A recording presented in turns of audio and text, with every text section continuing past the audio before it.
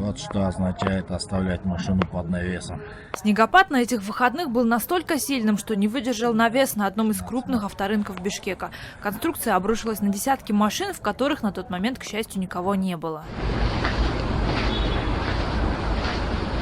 Спустя сутки не выдержала кровля уже на другом участке авторынка. На этот раз пострадали дорогие внедорожники. Этот снегопад, кажется, побил все рекорды по количеству разбитых авто в столице.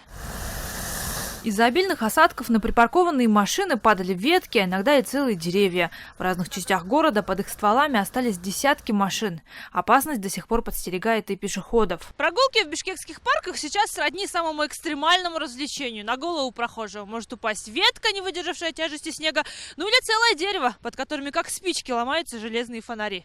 Но она же звук выдаст, пока сломается, правильно же? Ну, в это время можно будет убежать. Ну, я так думаю. Ради безопасности каждого из нас эти деревья нужно убирать, потому что если они упадут на людей, может случиться непоправимое. В муниципальной службе по уборке города объясняют, поваленными стихией деревьями должна заниматься другая служба. Ну, на крышах, на деревьях есть отдельная служба же. Где крышка же, там же действительно дом управления, ТСЖ, кондоминиум и районный акимат отвечает.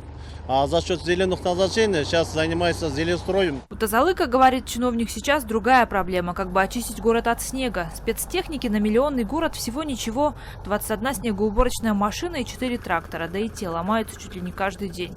Чтобы Бишкек во время таких снегопадов совсем не встал, Тазалык работает днем и ночью. На помощь дворникам в центре выходят студенты некоторых вузов и колледжей.